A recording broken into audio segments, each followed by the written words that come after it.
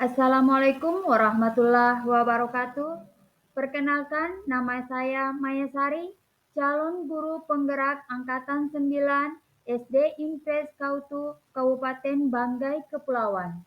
Dalam video kali ini, saya akan memaparkan aksi nyata pada modul 1.4 Budaya Positif, yaitu diseminasi pemahaman dan pengalaman penerapan budaya positif kepada rekan guru SD Impres Kautu. Bismillahirrahmanirrahim.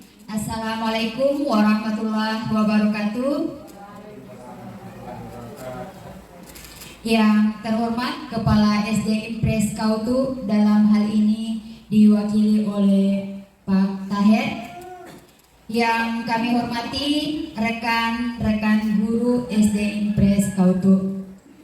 Marilah sama-sama kita memanjatkan puji dan syukur kehadirat Allah Subhanahu wa Ta'ala, karena berkat rahmat dan nikmatnya, terutama nikmat kesehatan dan nikmat kesempatan, sehingga kita dapat berkumpul di ruang ini dalam rangka menghadiri kegiatan saya sebagai calon guru penggerak Angkatan 9 pada modul 1.4 aksi nyata tentang berbagi pemahaman dan pengalaman penerapan budaya positif.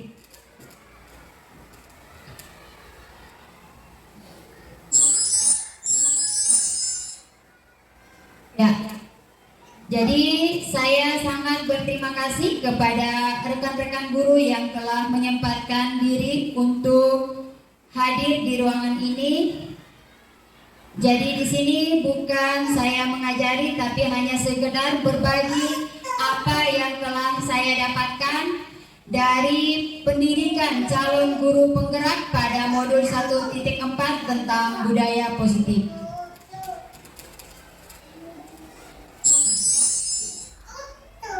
Ya, di sini ada konsep-konsep inti budaya positif. Yang pertama, disiplin positif dan nilai universal. Yang kedua, teori motivasi, hukuman, dan penghargaan, restitusi.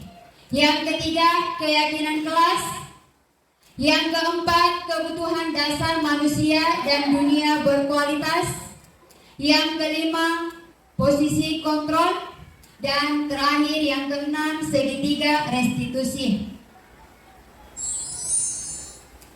Ya, kita lihat penjelasan mengenai konsep inti budaya positif. Yang pertama yaitu disiplin positif dan nilai universal.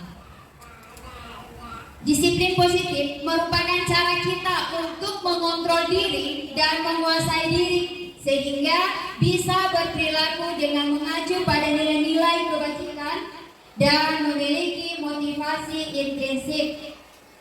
Ya, jadi di sini kalau kita mau menerapkan disiplin positif di sekolah kita, ya sudah pasti kita menanamkan disiplin positif itu pada diri kita sendiri dulu.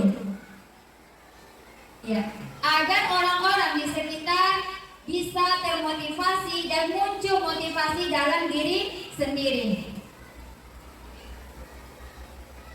Kemudian, jadi di sini sebagai pendidik, tujuan kita adalah menciptakan murid yang memiliki disiplin diri, sehingga mereka bisa berperilaku dengan mengacu pada nilai-nilai kebajikan dan memiliki motivasi intrinsik bukan ekstrinsik untuk mencapai profil pelajar Pancasila. Ya, jadi di sini kita sebagai pendidik sudah pasti harus menanamkan motivasi intrinsik pada diri sendiri dulu, kemudian nantinya itu akan tercipta dengan sendirinya dari murid, karena murid itu identik dengan mencontoh atau meniru apa yang mereka lihat. Jadi kita pendidik itu adalah contoh, panutan. Jadi kita yang menuntut murid. Ya. Selanjutnya nilai universal. Nilai universal adalah sifat-sifat positif manusia yang merupakan tujuan mulia yang ingin dicapai setiap individu. Jadi setiap tindakan kita sudah pasti itu punya tujuan. Baik itu yang negatif maupun positif, itu sudah pasti punya tujuan. Jadi segala apa yang kita lakukan, baik untuk melindungi diri atau mempengaruhi orang lain, itu pasti punya tujuan. Entah itu bernilai positif dan negatif, kita punya tujuan. Yang pasti di sini kita diarahkan, ya tentunya kita harus mengarah pada nilai-nilai yang positif. Ya. Sini Diane Johnson mengemukakan bahwa dengan mengaitkan nilai-nilai kebajikan yang diyakini seseorang, maka motivasi intrinsiknya akan terbangun, sehingga menggerakkan motivasi dari dalam untuk dapat mencapai tujuan mulia yang diinginkan.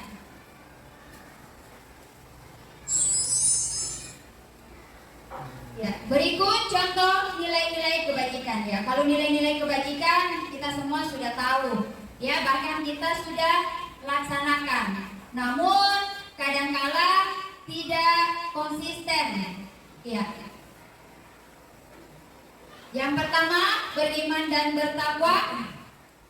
Kedua, berakhlak mulia.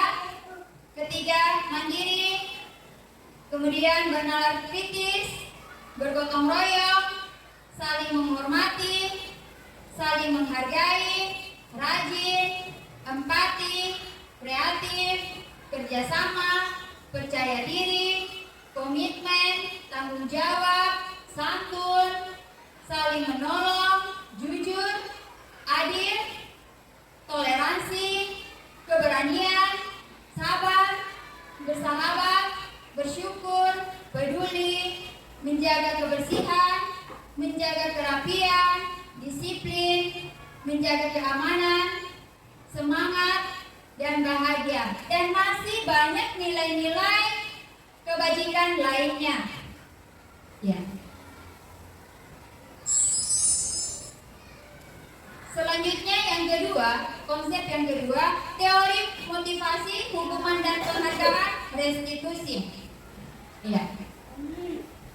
Motivasi perilaku manusia menurut Diane Johnson terdiri atas 3. Yang pertama, menghindari ketidaknyamanan atau hukuman. Motivasi ini bersifat eksternal. Jadi kadangkala kalau kan kita biasa di sekolah ada namanya aturan sekolah.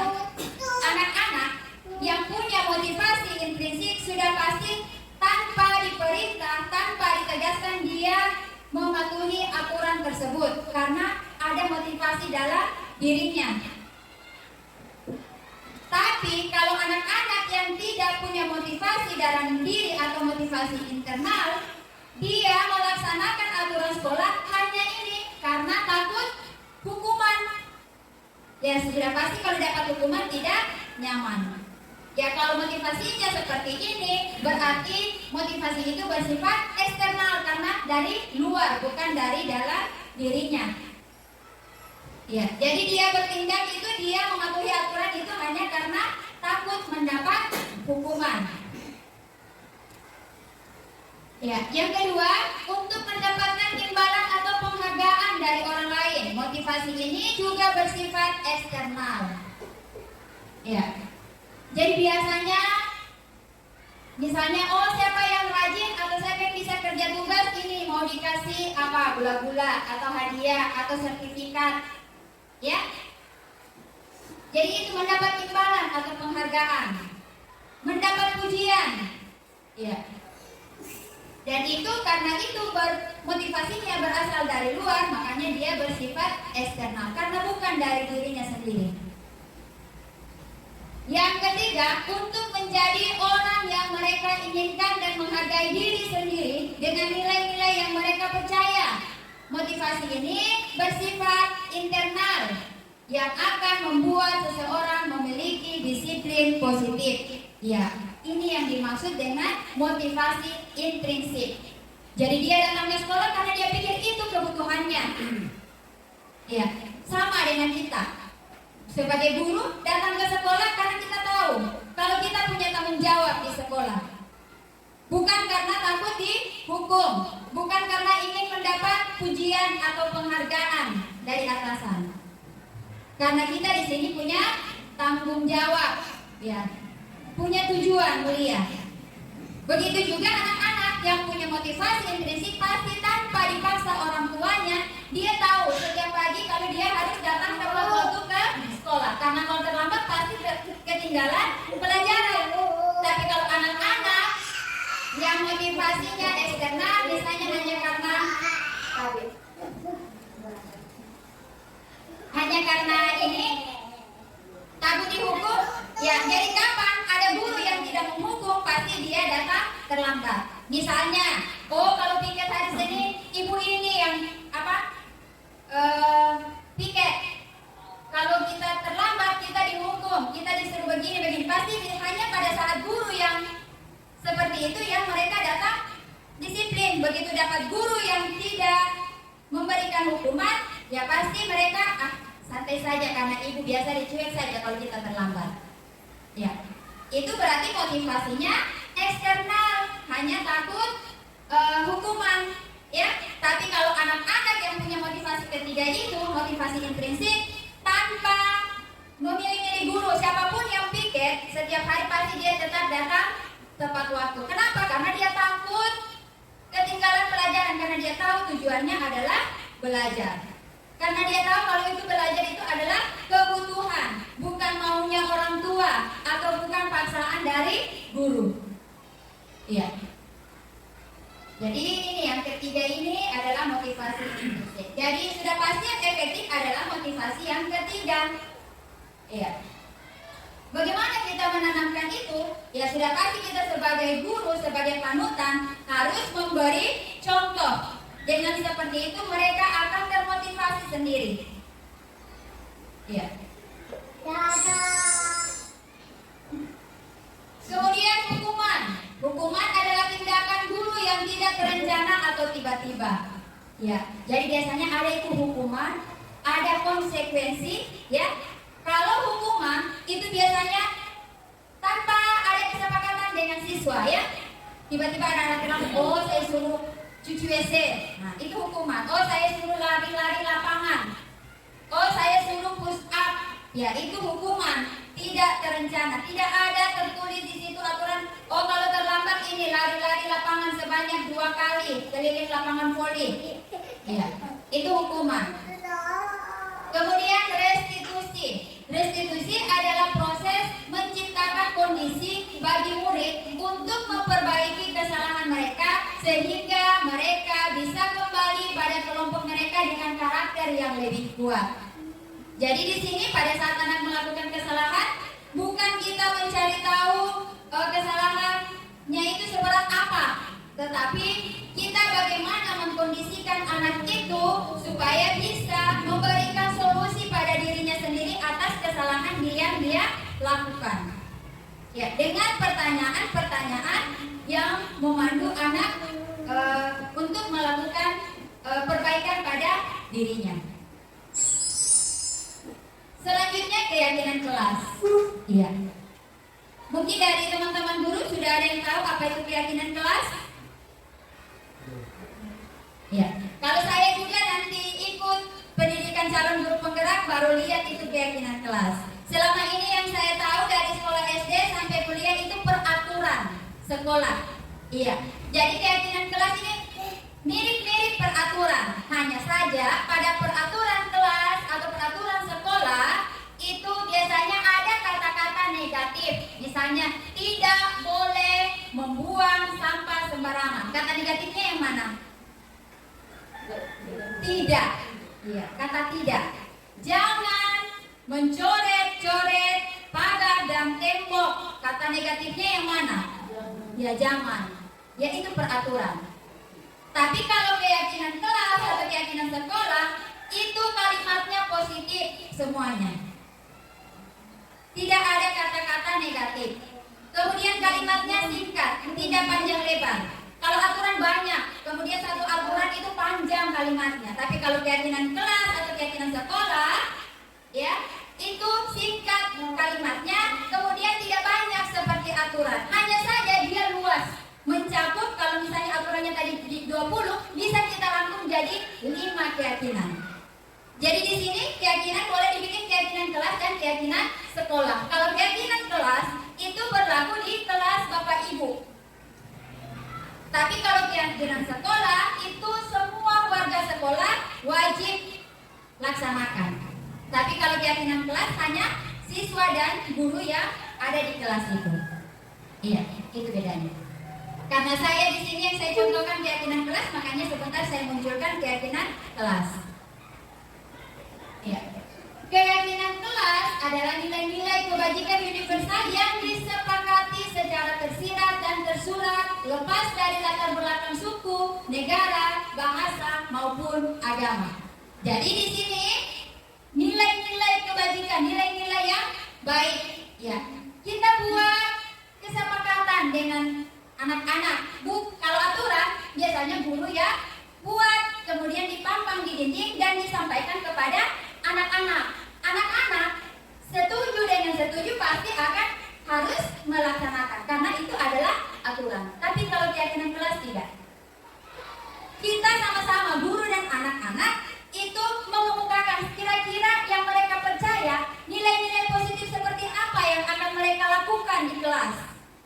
Bukan guru yang menetapkan itu aturan kemudian anak-anak harus buat seperti ini, harus seperti ini. Tapi melalui keyakinan, ya, anak-anak kan sudah bikin kesepakatan. Ibu saya meyakini ini. Saya harus bertanggung jawab atas tugas yang diberikan. Saya harus disiplin. Saya harus rapi. Kan mereka yang keluarkan, kita buat kesepakatan.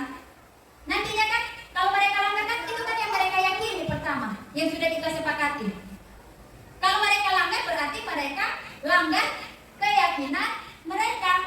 Dan sudah pasti ya ini alternatif yang untuk sekarang itu dikatakan efektif. Ya. Kemudian pembentukan keyakinan sekolah atau kelas. Jadi seperti yang saya katakan tadi, kalau keyakinan kelas itu dibuat kesepakatan antara guru dan siswa yang ada di kelas tersebut, misalnya di kelas 1, kelas 2 dan seterusnya. Kalau keyakinan sekolah itu disepakati oleh semua warga sekolah, baik kepala sekolah, guru, tenaga pendidik, dan siswa. Ya. Di sini pembentukan keyakinan sekolah atau kelas, ya. Keyakinan kelas bersifat lebih abstrak daripada peraturan yang lebih rinci dan konkret. Ya, contohnya misalnya disiplin. Kalau disiplin masuk aturan apa semuanya di dalam kalau disiplin? Kalau dibilang disiplin, disiplin kan umum, abstrak. Disiplin boleh tidak, belum dilihat bagaimana, jadi dia masih bisa dijabarkan. Misalnya tidak datang terlambat atau datang tepat waktu, itu kan disiplin. Berpakaian sesuai aturan. Senin Selasa merah putih, Rabu Kamis batik, Jumat baju olahraga, Sabtu pramuka, itu kan disiplin juga. Tapi kalau aturan, dari kata disiplin itu banyak aturan. Ya, datang tepat waktu, berpakaian sesuai ketentuan, memakai sepatu hitam, dan banyak lagi. Pasti anak-anak akan susah mengingat karena terlalu banyak. Tapi dengan kata disiplin, kita sosialisasikan, kita buat kesepakatan, kita perjelas disiplin seperti apa yang dimaksud. Insya Allah mereka akan laksanakan. Oh, di saat mereka lolos, oh saya tidak disiplin. Datang terlambat, saya tidak disiplin. Ya. Yang kedua, keyakinan kelas berupa pernyataan universal, ya, seperti tadi yang saya bilang, pernyataan yang dari satu kata itu bisa beberapa makna di dalam, beberapa tindakan yang harus dilakukan. Kemudian pernyataan keyakinan kelas senantiasa dibuat dalam bentuk positif, ya, seperti tadi yang saya katakan. Kalau peraturan biasa ada kata tidak atau jangan. Ya. Kemudian keyakinan kelas hendaknya tidak terlalu banyak sehingga mudah diingat dan dipahami oleh semua warga kelas. Saya rasa sudah tadi dijelaskan. Keyakinan kelas sebaiknya sesuatu yang dapat diterapkan di lingkungan tersebut. Jadi kalau yang tidak bisa diterapkan, tidak usah dimuat dalam keyakinan kelas. Jadi yang bisa dilakukan. Jadi tidak seperti aturan. Anak-anak bisa melakukan atau tidak, mau melakukan atau tidak tetap harus melakukan di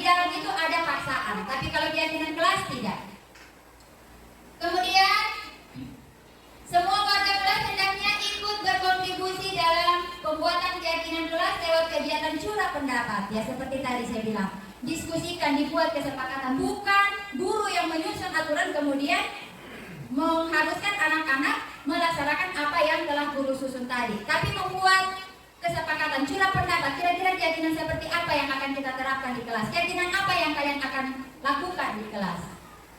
Kemudian bersedia meninjau kembali keyakinan kelas dari waktu ke waktu. Kita lihat, kalau keyakinan kelas itu misalnya disiplin dilanggar terus, kita diskusikan kembali. Kita lihat masalah yang ada, kita diskusikan kembali.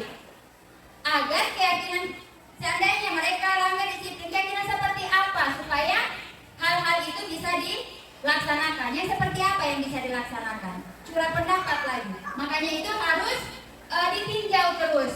Disiplin mana yang, keyakinan mana yang tidak terlaksana. Langkah-langkah menyusun keyakinan kelas atau sekolah. Yang pertama, menggali peraturan-peraturan yang perlu disepakati di sekolah atau kelas. Jadikan banyak aturan. Di kelas-kelas saya rasa sudah ada aturan-aturan kan yang terpampang.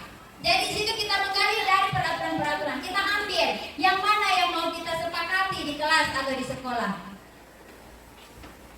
Kemudian mengubah peraturan-peraturan yang disepakati dengan mengganti kalimat negatif menjadi kalimat positif untuk dijadikan keyakinan sekolah atau kelas.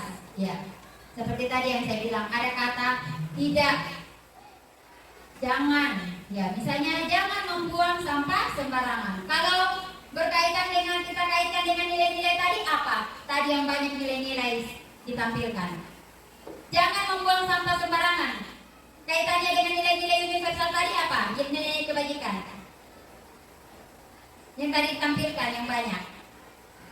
Ya, dia masuk di menjaga kebersihan. Dengan menjaga kebersihan itu, keyakinan itu sudah muat di dalam. Jangan buang sampah sembarangan. Jaga kebersihan kelas. Yang piket harus menyapu. Itu kan masuk di dalam menjaga kebersihan. Itu yang dimaksud universal. Nilai-nilai kebajikan universal. Ya. Kemudian yang ketiga, semua warga sekolah meninjau kembali keyakinan sekolah atau kelas dan menyetujui dengan menandatangani keyakinan sekolah atau kelas tersebut. Jadi kalau sudah ada disepakati misalnya 5 atau 4, ya kemudian ditandatangani oleh semua warga sekolah. Supaya mereka tahu bahwa itu adalah kesepakatan, itu adalah keyakinan kita bersama, bukan keyakinan guru saja. Ya. Kemudian yang terakhir, keyakinan sekolah atau kelas diletakkan di dinding kelas di tempat yang mudah dilihat oleh warga sekolah. Jadi kalau keyakinan sekolah berarti ditaruh di tempat-tempat yang bisa dilihat semua warga sekolah. Kalau keyakinan kelas berarti ditaruh disimpan di ruang kelas yang bisa dilihat oleh guru dan siswa. Ya. Kebutuhan dasar manusia. Ya. Di sini sudah pasti, ya apapun yang kita lakukan, pasti yang kita utamakan adalah kebutuhan kita. Ya, kalau kebutuhan kita terpenuhi, ya sudah pasti kita akan melakukan hal-hal yang baik, hal-hal yang positif. Coba bayangkan saja kalau kita lapar, kemudian mau beraktivitas, sudah pasti hasilnya tidak baik. Tapi kalau kita lapar, kita penuhi dulu kebutuhan kita. Kebutuhan kita apa pada saat lapar? Ya makan. Ya kalau kita makan dulu kan pasti melakukan sesuatu akan terlaksana dengan baik. Ya, tapi kalau belum terpenuhi sudah pasti tidak akan baik hasilnya. Kebutuhan pertama, kebutuhan bertahan hidup, yaitu kebutuhan yang bersifat fisiologis untuk bertahan hidup, misalnya kesehatan, rumah, makanan. Kemudian kasih sayang dan rasa diterima. Ya, kita perlu itu kasih sayang. Ya. Adalah kebutuhan fisiologi, misalnya hubungan dan koneksi sosial. Yang pasti kalau di rumah berarti hubungan dengan suami, istri, dan anak-anak. Kalau di sekolah, hubungan dengan kepala sekolah, guru, tenaga pendidik, dan siswa. Ya, siswa itu butuh kasih sayang. Sedangkan kita orang dewasa butuh kasih sayang, apalagi anak-anak. Iya. Ketiga, penguasaan, misalnya keinginan untuk dianggap berharga, bisa membuat perbedaan, pencapaian, kompeten, diakui, Ya, siswa juga mau dihormati, bukan cuma guru. Ya, mereka berbicara ya, mereka mau didengar, mereka mau diakui. Ya, kalau kita sepelekan apa yang mereka mau ajukan, mereka mau bicarakan, ya mereka pasti merasa terkucilkan, tidak dihormati. Namun kadang mereka pasti tidak ucapkan itu tidak menghormati saya, karena mereka tidak seformal itu. Ya, hanya kita guru yang mencerna. Oh, biasanya kita sudah lakukan itu, kita astaga tadi ada anak-anak mau bicara, saya tidak hormati dia karena saya tidak peduli tadi. Ya. Jadi itu perlu hal-hal kecil seperti itu. Kemudian kebebasan, yaitu kebutuhan akan kemandirian, otonomi, memiliki pilihan, dan mampu mengendalikan arah hidup seseorang. Jadi mandiri, dia berbuat atas inisiatifnya sendiri. Misalnya ada tugas, dia tidak mau dibantu, dia berbuat sendiri. Iya. Ada pilihan-pilihan yang diberikan kepada siswa. Oh, kamu bisa melaksanakan ini ya, dengan caramu sendiri. Kemudian kesenangan, misalnya bermain dan tertawa. Iya. Kalau saya kadang-kadang di rumah saya langgar biasanya, tapi setelah ini saya pikir-pikir, ternyata banyak melanggar. Kadang-kadang anak-anak masih suka bermain, nonton kartun-kartun tertawa, kita paksa untuk belajar. Ya. Bagaimana cara kita ya supaya memotivasi anak-anak supaya dia terbentuk sendiri, ya. Jadi kalau dia masih dalam kondisi senang bermain, tidak usah dulu diganggu. Ya, berarti dia butuh seperti itu. Posisi kontrol, ya kita yang tentunya sebagai guru. Posisi kontrol, menghukum, ya. Biasanya kita ini anak-anak tidak kerja tugas, ya saya sendiri pernah melakukan itu, ya suruh berdiri di kursi, yaitu menghukum. Ya. Membuat rasa bersalah, ini pun pernah saya lakukan dan sering. Saya sadari itu, biasanya anak-anak tidak kerja tugas, biasa saya tanya, tujuanmu ke sekolah apa? Kamu tidak kasihan sama orang tuamu? Ya, itu membuat rasa bersalah. Kamu diberikan baju, dikasih uang jajan, ya, sehingga anak-anak merasa tertekan. Dia berbuat itu hanya karena ada itu, membuat rasa bersalah. Kasihan orang tua saya. Tapi itu hanya karena ada tindakan pembuat rasa bersalah. Dan setiap apa yang diperbuat, hanya itu yang diingat-ingat. Walaupun dalam dirinya dia tidak mau melakukan, tapi karena tadi ada pembuat rasa bersalah, dia terpaksa melakukan. Teman, ya biasanya kita anak-anak, ya kita buat bikin kayak teman. Kita ajak bicara sambil menggali kesalahan tadi yang dia buat, tanpa ada tekanan, tanpa marah-marah. Ya biasa kita bercanda, berkomunikasi dengan anak-anak. Ya itu teman. Tapi ini anak-anak bisa ketergantungan. Kan tidak semua guru bisa bertindak seperti itu.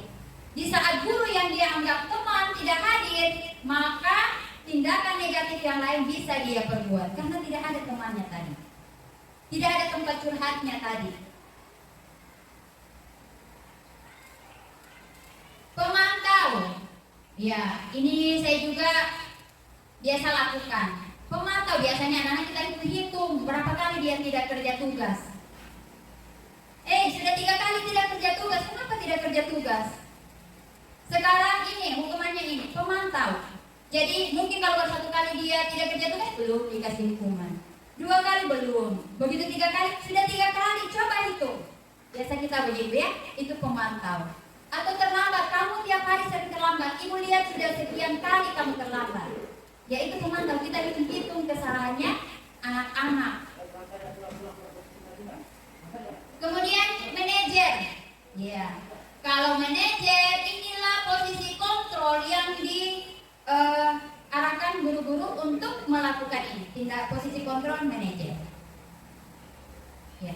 Kita tidak melakukan 4 hal yang di atas, tetapi bagaimana kita berkolaborasi dengan anak untuk menganalisis sendiri kesalahan dia perbuat, kemudian mencari solusi dari kesalahan tersebut. Jadi bukan kita menghitung-hitung kesalahannya, tetapi kita mengajak dia supaya bagaimana solusinya, supaya tidak terjadi itu lagi. Ya. Segitiga restitusi. Ya, kalau dibilang segitiga berarti ada 3 sisi. Maaf.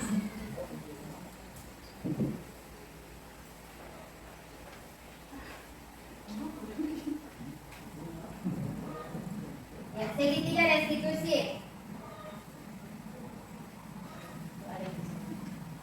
Segitiga restitusi merupakan pendekatan yang digunakan guru atau orang tua untuk mengatasi kasus dengan mengajukan pertanyaan-pertanyaan bermakna agar murid menjadi pribadi yang mandiri, merdeka, dan bertanggung jawab.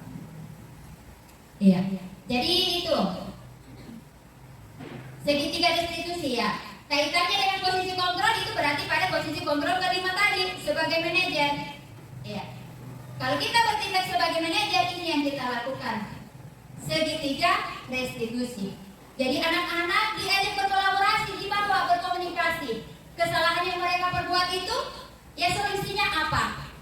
Diberi penguatan. Kalau kita sebagai manusia, ya pasti pernah melakukan salah. Guru juga seperti itu, ya.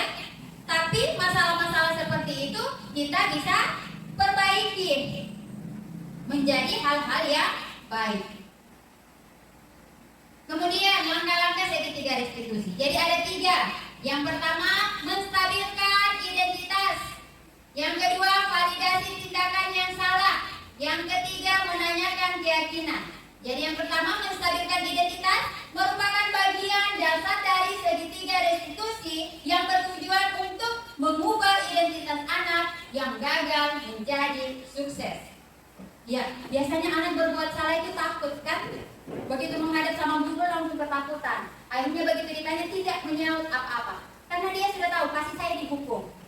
Ya, tapi kalau kita mengajak komunikasi, berkolaborasi, kita beri penguatan dia. Iya. Bahwa kesalahan yang dia perbuat itu manusiawi.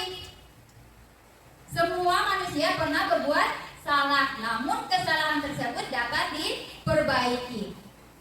Validasi tindakan yang salah menjelaskan bahwa setiap tindakan kita lakukan dengan suatu tujuan, yaitu memenuhi kebutuhan dasar. Iya. Jadi seperti yang saya bilang tadi, tindakan positif maupun negatif itu pasti punya tujuan. Kadang-kala anak-anak tidak mau memukul teman, tapi karena dia dikorek duluan, dia pukul karena tidak bisa menahan emosi. Iya. Itu berarti pasti kalau kita tanya dia punya alasan kan? Ini ibu, tadi dia pinjam penghapus, atau tadi saya tidak mau bermain tapi dia paksa, makanya saya pukul. Pasti dia punya alasan. Kita tanyakan anak-anak kenapa dia melakukan itu, apa alasannya, apa tujuannya. Pasti mereka punya tujuan. Ya, ini yang dimaksud dari validasi tindakan yang salah. Menanyakan keyakinan merupakan langkah untuk menghubungkan anak dengan nilai-nilai yang dia percaya dan berpindah menjadi yang dia yakini ya tadi di sini. Jadi menanyakan keyakinan, tadi kan kita sudah buat keyakinan kelas. Ya, kita sudah berkolaborasi, sudah komunikasi dengan anak-anak. Jadi begitu mereka melanggar keyakinan, kita tanya keyakinan apa yang dilanggar. Misalnya dia terlambat datang, berarti keyakinan apa yang dilanggar? Terlambat datang ke sekolah. Disiplin. Iya. Misalnya sudah disiplin Bu, jadi kira-kira solusi apa yang bisa supaya tidak melanggar disiplin? Pasti dia bilang saya harus cepat datang. Caranya kenapa tidak terlambat datang tadi kan? Misalnya dia bilang saya lambat bangun. Kenapa lambat bangun? Tadi malam saya begadang. Begadang apa? Misalnya main HP atau nonton. Ya. Terus solusinya seperti apa? Pasti dia bilang saya besok akan cepat datang. Caranya cepat bangun. Supaya cepat bangun bagaimana? Cepat tidur. Lebih awal tidur. Dan itu kita lakukan secara terus menerus. Jangan hanya satu kali, begitu anak berbuat lagi kita kita bosan bertanya. Akhirnya anak akan berbuat terus. Tapi kalau kita gunakan terus ini segitiga restitusi, insya Allah anak-anak akan berubah dengan sendirinya bahwa itu adalah salah, bertentangan dengan keyakinan, dan akan muncul motivasi dalam dirinya karena sudah terbiasa.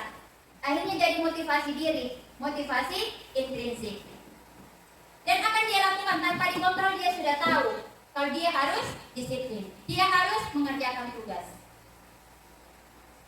Ya, ini contoh keyakinan kelas yang telah saya ini. Assalamualaikum warahmatullahi wabarakatuh. Waalaikumsalam warahmatullahi wabarakatuh. Ya, seperti yang tadi Ibu sampaikan bahwa hari ini kita akan menyusun keyakinan kelas.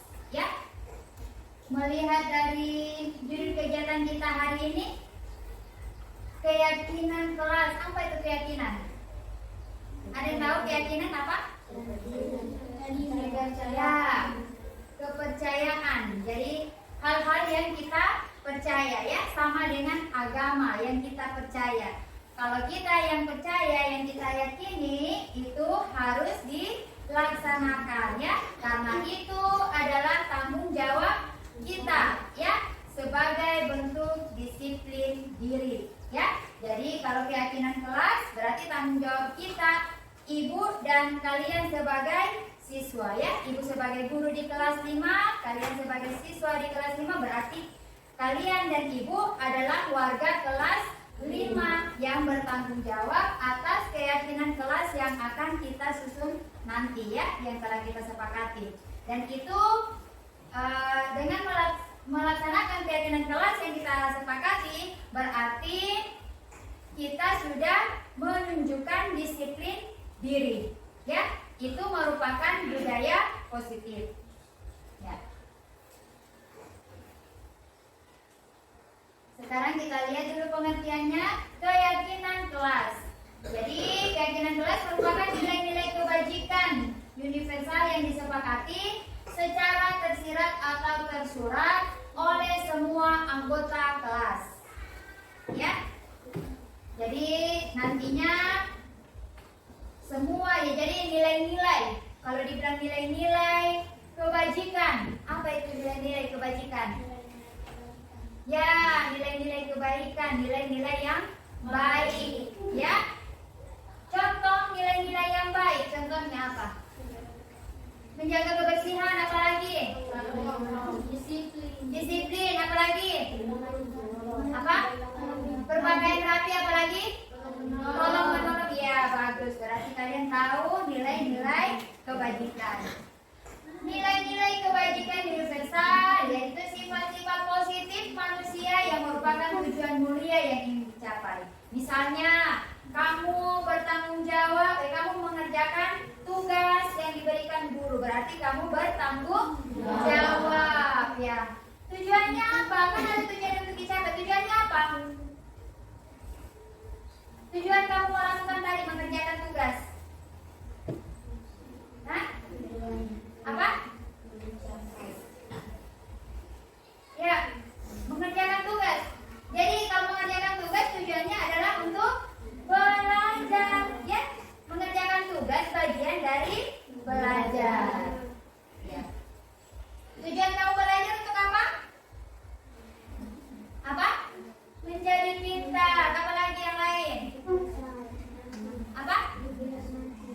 Ya, untuk besar nanti apa itu tujuan kamu belajar untuk apa? Mencapai cita-cita, apa lagi? Apa Faris tadi? Ya. Apa?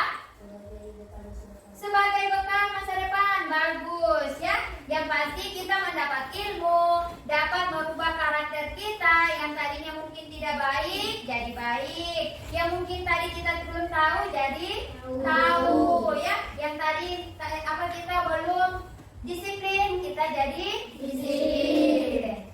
Iya. Sekarang contoh-contoh nilai-nilai kebajikan. Ada beriman dan bertakwa. Kalau beriman dan bertakwa contohnya seperti apa? Maksudnya penerapannya dalam kehidupan sehari-hari yang menunjukkan nilai beriman dan bertakwa. Contohnya apa? Apa? Melaksanakan ibadah. Apa Wahyu? Ya sholat. Apa lagi? Mengaji. Ya, kalau yang Kristen beribadah di gereja. Apa lagi? Apa lagi? Ya, jadi masih banyak lagi ya kegiatan-kegiatan yang berkaitan dengan keagamaan. Ya, lanjut ada berakhlak mulia. Ya, yang pasti kalau berakhlak mulia berarti karakternya bagus ya, baik. Ya, mandiri. Apa itu mandiri? Ya, apa? Beribadah. Itu tanda syukur kita kepada Allah. Ya, menjaga kebersihan diri kita, menjaga kesehatan, ya, belajar dengan baik. Itu bersyukur. Kita bersyukur atas nikmat yang Allah berikan. Peduli. Peduli. Ya. Jadi kalau lihat itu sampah berhamburan, jadi pungut, ya, itu peduli. Lihat teman yang jatuh, dibantu, itu namanya peduli. Ya, membantu teman yang hilang alat tulisnya, itu namanya peduli teman, ya.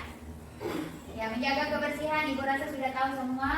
Menjaga kerapian, disiplin, menjaga keamanan, semangat. Jangan datang ke sekolah baru pagi-pagi tidur-tiduran, berarti tidak semangat, ya. Kemudian bahagia. Jangan lupa bahagia. Kalau kita tidak bahagia ke sekolah, biar pelajaran mudah jadi susah, ya, karena tidak bahagia, ya. Langkah-langkah menyusun keyakinan kelas. Maaf, salah ketik kelas, ya. Yang pertama, menggali peraturan-peraturan yang perlu disepakati di kelas, ya. Jadi peraturan kan kita punya peraturan sebelumnya, ya. Jadi coba peraturan apa? Peraturan kelas yang kalian ingat. Apa? Menjaga kebersihan. Apalagi peraturan kelas? Disiplin. Peraturan kelas yang terpampang di kelas? Apa? Menjaga keamanan. Apalagi? Disiplin. Apalagi yang pernah Ibu bacakan? Berpakaian rapi. Apalagi? Biasanya kamu baca juga di janji murid. Tidak mencoret-coret pagar, tembok, ya. Tidak mengotori halaman sekolah. Apalagi? Tidak boleh datang lambat. Ya, itu aturan-aturan. Bedanya aturan dan keyakinan kelas, kalau di dalam aturan itu setelah disusun oleh guru, kemudian siswa jalankan peraturan itu, dipatuhi, ya. Kalau keyakinan kelas itu guru dan siswa menyusun secara bersama-sama apa yang menjadi keyakinan kelas berdasarkan nilai-nilai kebajikan. Jadi kalau sudah disusun keyakinan, ya, yang pasti kita harus bertanggung jawab atas keyakinan yang sudah kita sepakati. Kalau di dalam peraturan kelas itu ada kata-kata negatif, misalnya tidak boleh membuang sampah sembarangan. Ada kata tidak. Dilarang mencoret-coret pagar dan tembok. Kata negatifnya di dalam apa? Dilarang, ya. Jadi kalimat-kalimat negatif seperti itu kita rubah menjadi kalimat yang positif, ya, menjadi kalimat yang positif dan dikaitkan dengan nilai-nilai kebajikan. Itulah keyakinan kelas. Jadi kalau peraturan biasa memuat kata-kata yang negatif, kemudian banyak dan kalimatnya panjang. Kalau keyakinan kelas hanya terdiri 1 atau 2 kata dan jumlahnya hanya sedikit dan dia bernilai positif. Tujuannya apa? Supaya siswa dapat mudah mengingatnya dan melaksanakannya, ya. Jadi tidak perlu banyak-banyak, ya. Kemudian mengubah peraturan yang disepakati dengan mengganti kalimat negatif menjadi kalimat positif. Ya, seperti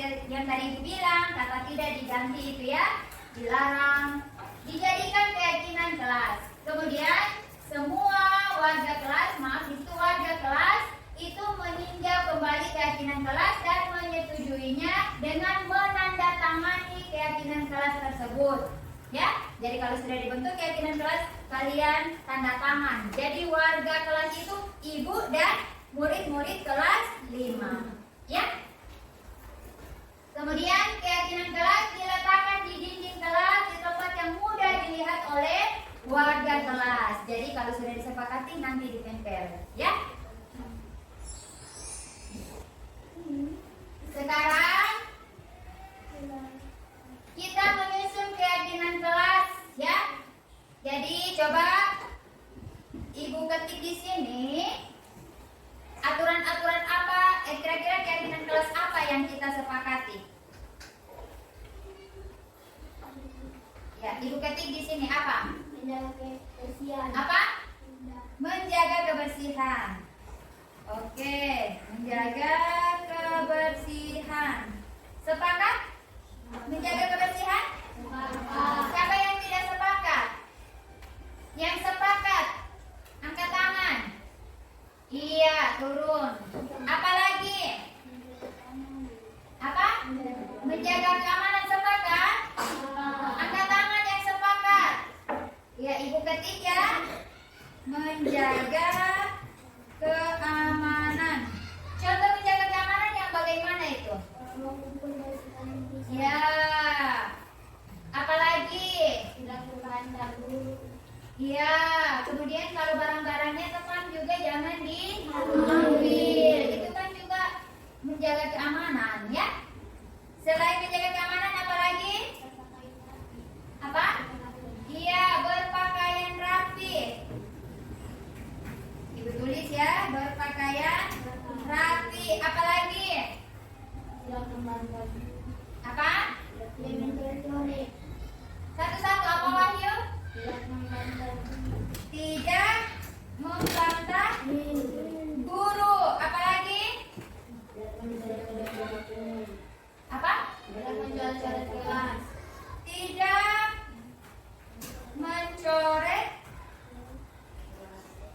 mencoret-coret dinding kelas ya. Dinding kelas. Apa lagi?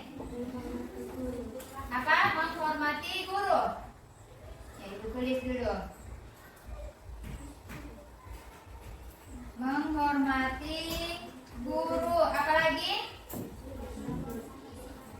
Jangan membuang sampah sembarangan. Apa lagi? Disiplin waktu. Apa lagi? Apa lagi? Yang bisa kamu laksanakan ya, yang kamu yakini nilainya. Apa lagi? Tidak merusak barang-barang di kelas. Tidak merusak barang-barang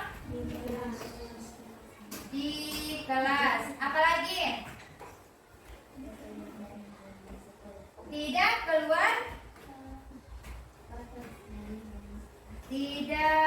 keluar halaman sekolah. Apa lagi? Masih ada? Tidak merusak kebersihan.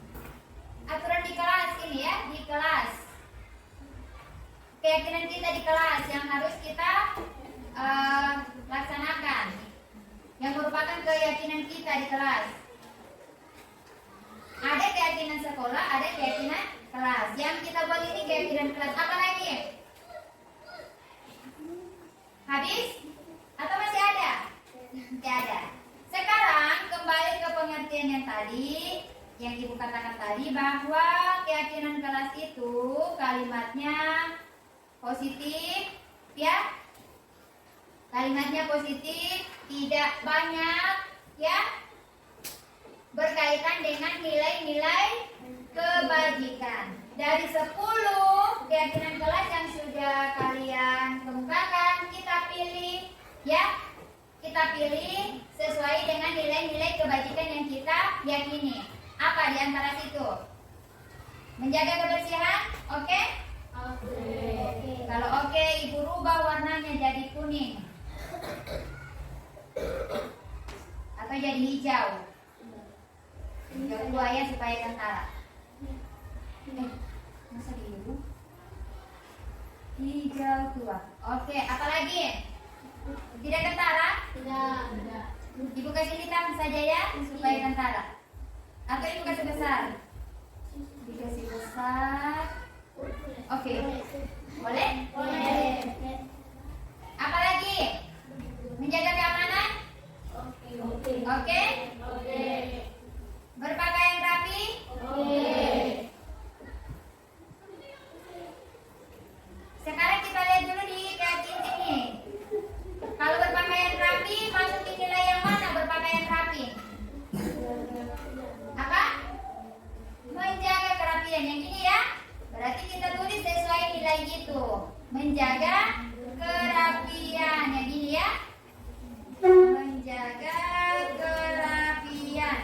Ibu selalu tulis. Iya, iya. Apalagi? Kalau tidak membantah guru masuk di mana dia? Kalau dikaitkan dengan nilai. Tidak membantah guru masuk di mana dia? Masuk di nilai yang mana? Apa? Saling menghormati. Oke, sepakat kita tulis saling menghormati? Sepakat. Ya.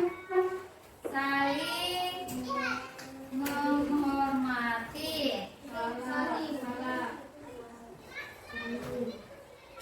Ya. Apalagi kalau tidak mencoret-coret dinding kelas itu masuk di mana? Di nilai yang mana? Apa? Menjaga kebersihan. Berarti yang ini dihapus saja karena sudah masuk di dalam nilai menjaga kebersihan. Sepakat? Oke. Menghormati guru masuk di mana? Saling menghormati. Ya, ini kita hapus karena sudah ada di dalam saling menghormati. Jangan membuang sampah sembarangan. Ada kata negatif di dalam? Ada kata negatif? Ada kata apa? Ya, kalau jangan membuang sampah sembarangan masuk di nilai apa? Ya, menjaga kebersihan. Kita hapus ini ya, karena sudah ada menjaga kebersihan. Disiplin waktu. Masuk di mana itu?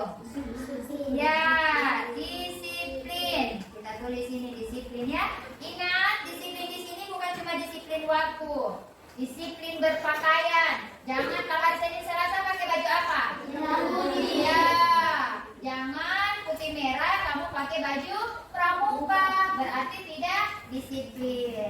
Sama biasa disuruh pakai sepatu hitam. Kamu pakai sepatu putih berarti tidak disiplin. Datang 10 menit sebelum bel berbunyi.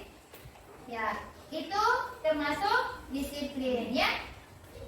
Mengerjakan tugas tepat waktu juga termasuk disiplin. Ini selanjutnya tidak merusak barang-barang di kelas. Tidak merusak barang-barang di kelas. Apa? Maksudnya nilai mana? Apa? Tidak merusak barang-barang di kelas. Menjaga keamanan. Ya? Kan tidak merusak. Ya boleh masuk juga di menjaga kerapian. Berarti nilainya sudah ada toh? Ya, kita hapus ini. Sepakat? Sepakat. Ini dihitamkan ya, karena sudah disepakati. Tidak keluar halaman sekolah. Masuk di mana itu? Ya, disiplin. Kita hapus ini. Jadi ada berapa kesepakatan yang sudah kita bentuk? 5. Ibu besarkan ya supaya dilihat semuanya. Masih besar lagi. Masih boleh besar lagi. Oke, sudah? Boleh. Ya. Jadi keyakinan kelas yang sudah kita sepakati ada berapa? 5. Jelas kalau sudah jadi keyakinan kita itu merupakan tanggung jawab kita dan harus dilaksanakan. Sepakat dengan 5 keyakinan kelas kita?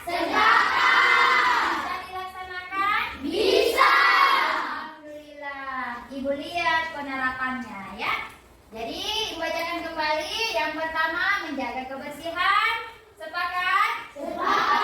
Menjaga keamanan. Sepakat? Menjaga kerapian. Sepakat? Saling menghormati. Sepakat? Ya, jadi kalau saling menghormati bukan cuma guru yang dihormati ya, teman juga harus dihormati. Disiplin. Sepakat? Disiplin itu bukan cuma datang tepat waktu, tapi mengerjakan tugas dengan tepat waktu juga disiplin. Berpakaian juga ya. Masuk di kelas. Oke? Jadi alhamdulillah kita sudah menyepakati 5 keyakinan kelas kita. Ibu harapkan kita semua, ibu dan kalian bisa menerapkannya ya. Jadi sekian penyusunan keyakinan kelas 5 SD Impres Kautu. Ibu ucapkan terima kasih. Wassalamualaikum warahmatullahi wabarakatuh. Waalaikumsalam warahmatullahi wabarakatuh. Bulan ini mengikuti langkah-langkah yang sudah saya jelaskan tadi. Dari peraturan-peraturan kita angkat, kita sepakati dulu peraturan mana yang kita mau jadikan keyakinan kelas, kemudian kita rubah kalimat-kalimat negatif menjadi positif. Setelah kita begitu, kita tinjau kembali keyakinan kelas mana yang kita sepakati, kemudian kita tanda tangani dan pajang di kelas, ditandatangani ya. Jadi seperti itu langkah-langkah yang saya buat, dan ini hasil keyakinan kelas yang telah kita sepakati. Jadi setelah banyaknya peraturan kelas yang telah kita pilih untuk dijadikan keyakinan kelas 5, ini hasilnya. Yang tadinya jangan membuang sampah sembarangan, yang piket kelas harus menyapu sebelum bel berbunyi, memakai pakaian rapi, yang laki-laki harus masuk bajunya di dalam celana, yang perempuan di dalam rok, ya, dan lain-lain. Masih banyak, dan kita sepakati ini berdasarkan peraturan-peraturan tadi kita buat keyakinan kelas. Ya, yang pertama menjaga kebersihan, kedua menjaga keamanan, ketiga menjaga kerapian, keempat saling menghormati, kelima disiplin. Ya. Jadi itu kalau keyakinan kelas itu dikaitkan dengan nilai-nilai kebajikan universal yang diyakini oleh warga kelas atau warga sekolah. Jadi itu hasil kesepakatan keyakinan kelas 5 SD Impres Kautu. Ya. Ini tadi ada praktik segitiga restitusi. Tadi ada saya jelaskan. Jadi guru yang bertindak sebagai manajer, kalau ada anak-anak yang bermasalah, maka tindakannya dilakukan seperti ini, menggunakan segitiga restitusi. Kasus pertama, Wahyu sering terlambat datang ke sekolah sehingga Wahyu ketinggalan pelajaran. Wahyu tahu kenapa ibu panggil ke sini? Tidak, Bu. Ada apa sebenarnya, Bu? Tadi apa yang terjadi pada saat ibu sudah masuk mengajar matematika? Saya terlambat datang, Bu. Iya, betul. Terlambat datang itu termasuk kesalahan atau tidak? Termasuk kesalahan, Bu. Iya, betul. Kita sebagai manusia pasti pernah melakukan salah. Namun kita dapat memperbaiki kesalahan tersebut. Betul? Iya, betul, Bu. Ya. Kenapa Wahyu bisa terlambat? Saya terlambat bangun, Bu, karena saya bergadang. Saya semalam main HP, Bu, jadi terlambat tidur. Menurut Wahyu, terlambat datang ke sekolah sudah sesuai dengan keyakinan kelas kita? Tidak sesuai, Bu. Ya. Keyakinan kelas apa yang Wahyu langgar? Disiplin, Bu. Menurut kamu, disiplin itu penting tidak buat kamu? Penting, Bu. Iya, penting. Dengan disiplin kita dapat menggunakan waktu sebaik mungkin ya. Misalnya dengan disiplin Wahyu bisa dengan disiplin Wahyu tidak ketinggalan pelajaran ya, dan dapat menyelesaikan pekerjaan dengan tepat, kemudian pekerjaan itu tidak menumpuk. Iya Bu, saya minta maaf sudah datang terlambat. Saya janji tidak akan datang terlambat lagi. Iya, bagus. Kamu sudah melakukan hal yang baik karena kamu sudah minta maaf dan berjanji tidak akan datang terlambat lagi. Menurut kamu, apa yang akan kamu lakukan agar tidak datang terlambat lagi? Saya akan tidur lebih awal dan cepat bangun agar tidak terlambat ke sekolah Bu. Iya, bagus. Kamu sudah menemukan solusi, jadi Ibu harap solusi yang Wahyu kemukakan tadi bisa dilaksanakan agar tidak datang terlambat lagi ke sekolah, ya? Iya Bu. Sekarang silakan istirahat. Iya, makasih Bu. Sama-sama. Assalamualaikum warahmatullahi wabarakatuh. Perkenalkan, nama saya Wahyu, siswa kelas 5 SD Impres Kautu. Saya senang sekali berdiskusi dengan Ibu Mayasari karena Ibu tidak memarahi saya dan memberikan saya kesempatan untuk mengemukakan pendapat saya dalam mengatasi masalah saya, yaitu terlambat datang ke sekolah. Saya akan tidur lebih awal dan cepat bangun agar tidak terlambat ke sekolah. Kasus 2. Maifa membuang sampah sembarangan. Maifa, sebenarnya apa yang terjadi sehingga Ibu memanggil ke sini? Saya membuang sampah sembarangan, Bu. Menurutmu, membuang sampah sembarangan termasuk kesalahan tidak? Termasuk kesalahan, Bu. Iya, betul. Kita sebagai manusia pasti pernah berbuat salah. Namun, kita dapat memperbaiki kesalahan tersebut, betul? Iya, betul, Bu. Baiklah, di sini Ibu tidak ingin mencari siapa yang salah.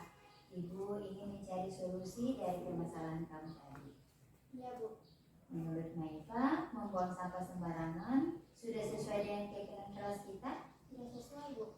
Iya, keyakinan kelas apa yang Maifa langgar? Menjaga kebersihan.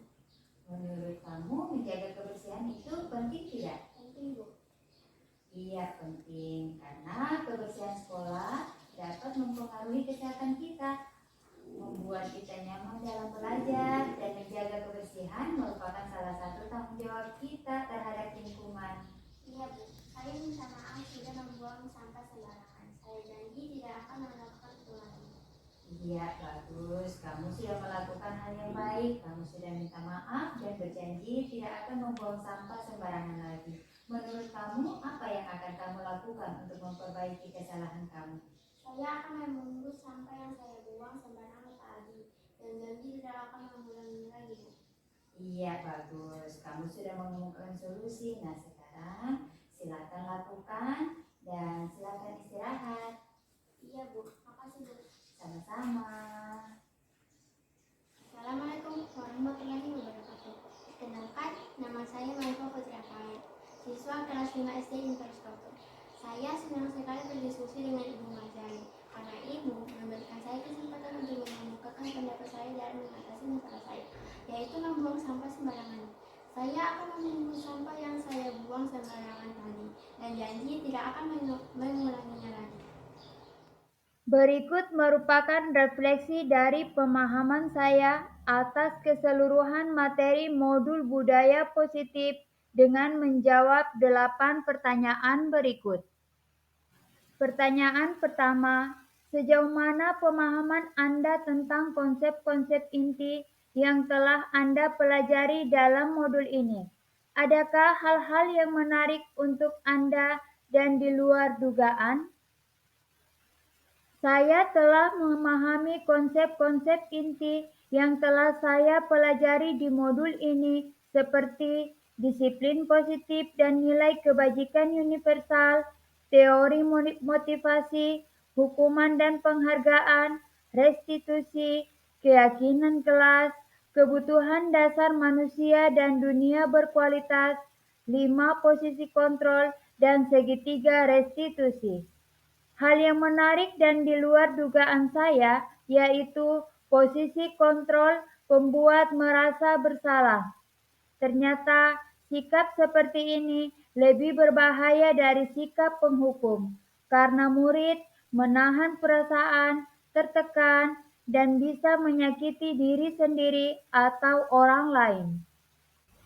Pertanyaan kedua, perubahan apa yang terjadi pada cara berpikir Anda dalam menciptakan budaya positif di kelas maupun sekolah Anda setelah mempelajari modul ini? Perubahan yang terjadi yaitu pemahaman saya tentang cara mengatasi masalah murid yang awalnya saya selalu bertindak sebagai pembuat rasa bersalah berubah menjadi manajer. Sebagai manajer, saya menyelesaikan masalah menggunakan segitiga restitusi. Pertanyaan ketiga, pengalaman seperti apakah yang pernah Anda alami terkait penerapan konsep-konsep inti dalam modul budaya positif, baik di lingkup kelas maupun sekolah Anda? Saya pernah menangani murid yang sering terlambat datang ke sekolah dan murid yang tidak mengerjakan tugas dengan menggunakan tahapan segitiga restitusi, yaitu menstabilkan identitas, validasi tindakan yang salah, dan menanyakan keyakinan. Pertanyaan keempat, bagaimanakah perasaan Anda ketika mengalami hal-hal tersebut? Saya merasa termotivasi untuk lebih memahami budaya positif dan terus menerapkannya di sekolah, serta ingin berbagi pengalaman dengan rekan guru di sekolah.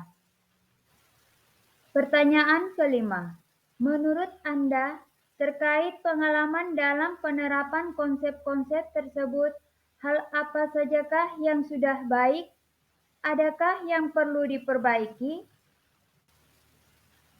Menurut saya, hal yang sudah baik yaitu mulai terlihat adanya nilai-nilai positif pada diri murid sebagai wujud dari penerapan budaya positif di sekolah.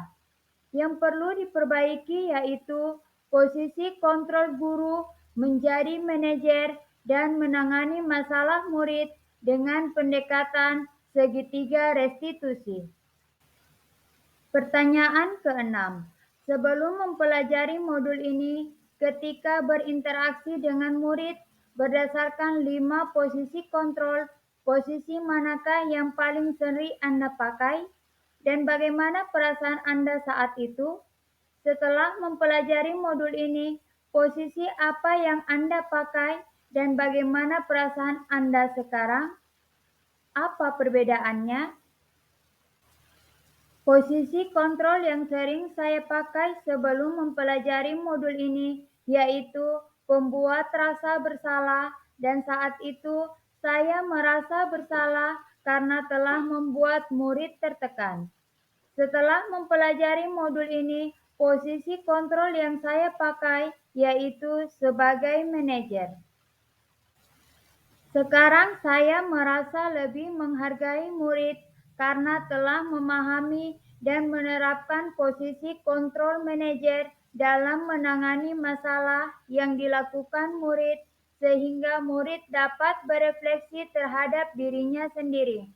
Perbedaannya yaitu sebelum mempelajari budaya positif, murid selalu merasa tertekan karena saya bertindak sebagai pembuat merasa bersalah, sedangkan setelah mempelajari budaya positif, murid lebih mandiri, merdeka, dan bertanggung jawab.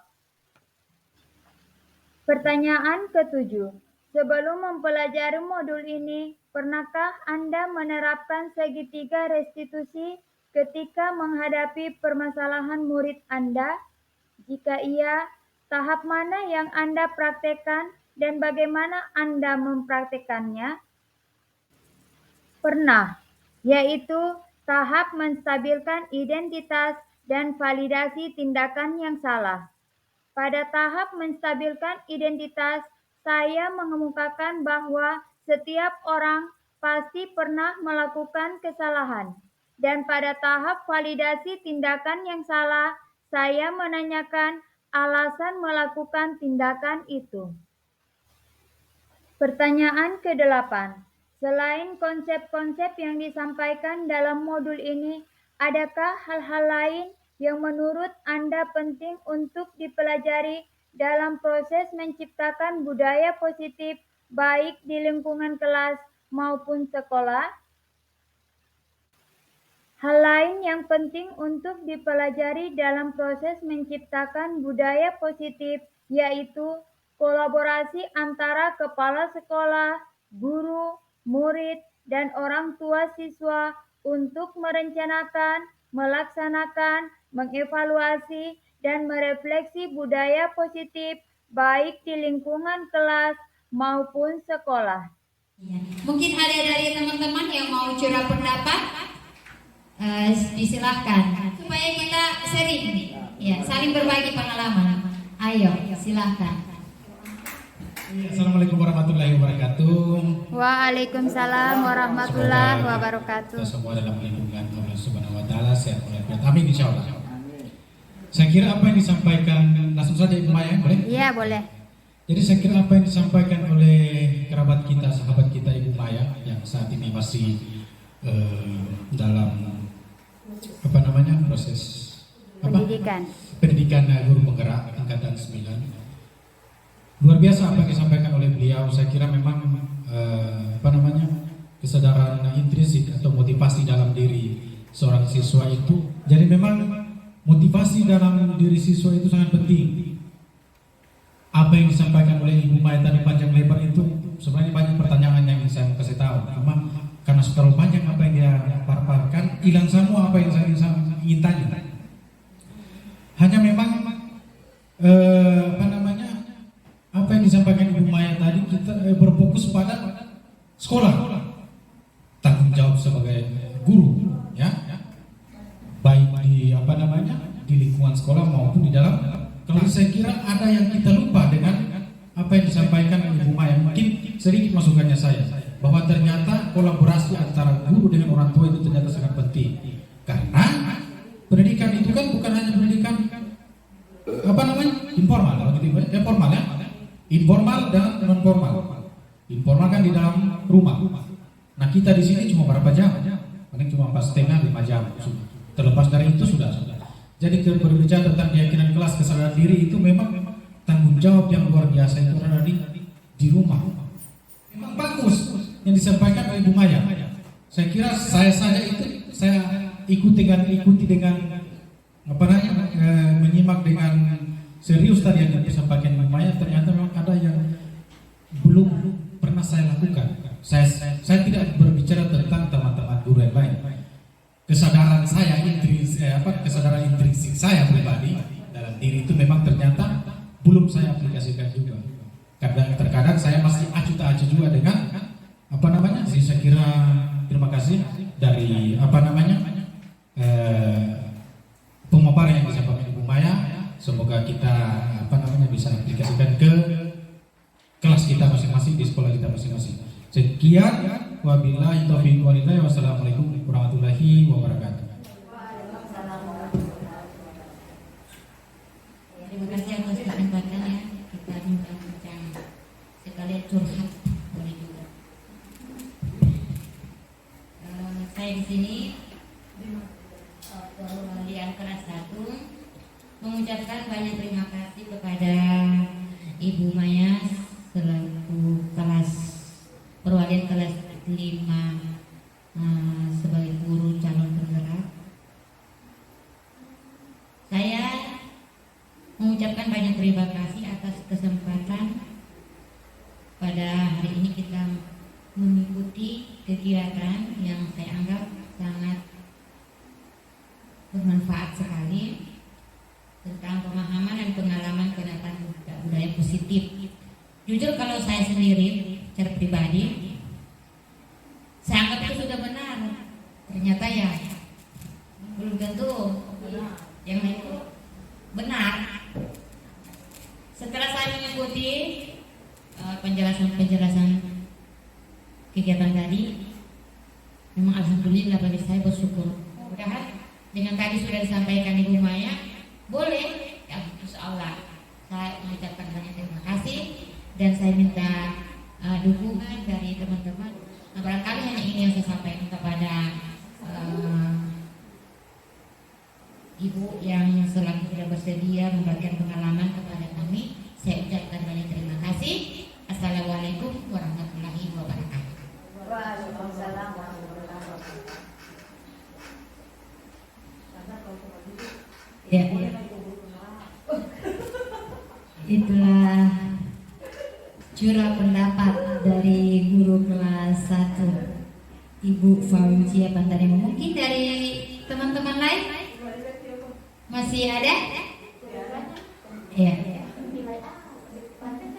Kalau tidak ada ya nanti kalau di luar ruangan ada kendala-kendala tapi kita bincang sama-sama. Kita cari solusi sama-sama supaya kita menciptakan budaya positif sama-sama di sekolah kita ini. Iya. Jadi kita telah melihat contoh keyakinan kelas tadi pertama dan kedua, penerapan segitiga restitusi. Jadi itu langkah-langkahnya. Ya, sudah pasti di sini saya dan teman-teman ya bagaimana sama-sama kita membenak diri ya agar budaya positif yang telah dijelaskan tadi kita bisa sama-sama ya. Saya juga baru belajar di sini. Jadi marilah sama-sama kita berkolaborasi untuk menerapkan budaya positif. Yang sudah pasti kita harus munculkan dulu motivasi dalam diri kita agar kita bisa menciptakan murid-murid yang kita inginkan, murid-murid yang mandiri, murid-murid yang merdeka, murid-murid yang bertanggung jawab. Ya. Jadi demikian kegiatan berbagi pemahaman dan penerapan budaya positif dalam hal ini penyusunan keyakinan kelas dan penerapan praktik segitiga restitusi. Saya ucapkan banyak terima kasih kepada rekan-rekan guru yang telah meluangkan waktunya untuk hadir di ruangan ini. Dengan mengucapkan alhamdulillahirabbil alamin, kegiatan pada hari ini saya nyatakan selesai. Wassalamualaikum warahmatullahi wabarakatuh.